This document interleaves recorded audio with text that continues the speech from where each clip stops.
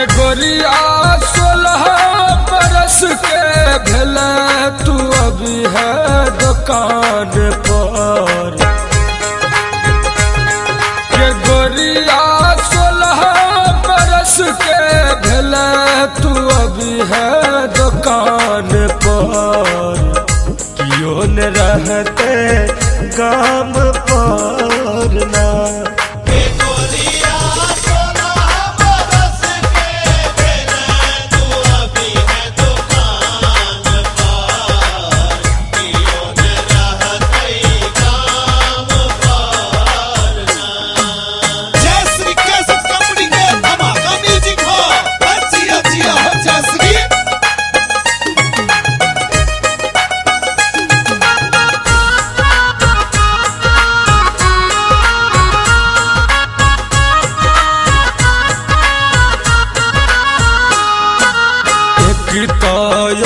बन तोर अनमोल दोसर सुगासन छोबोल।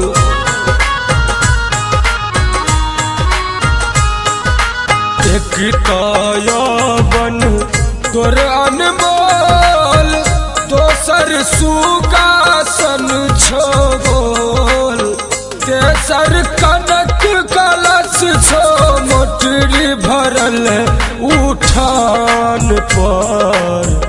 क्यों न रहते काम पर ना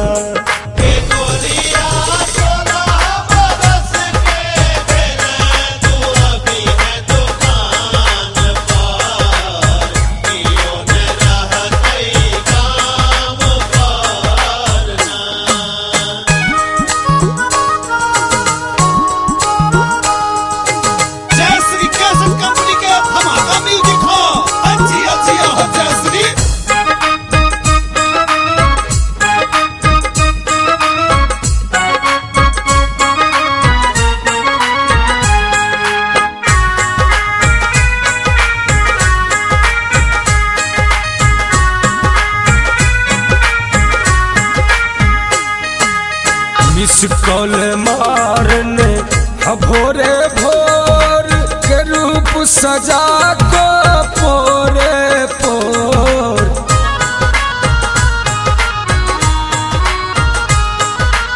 मिस कॉल मारने भोरे भोर के रूप सजा को पोरे पोर। अरविंद पीर को मातल तोहर नैना के जाम पर। क्यों न रहते काम पर ना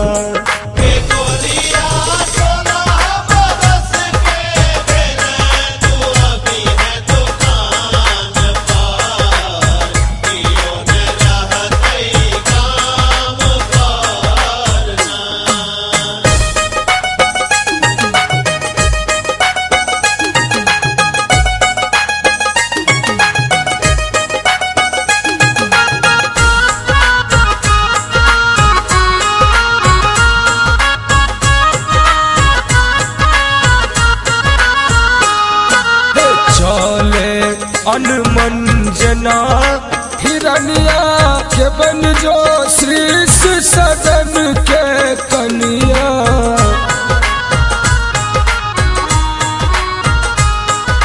चले अनमंजना हिरनिया हमन जो श्रीष सदन के कनिया।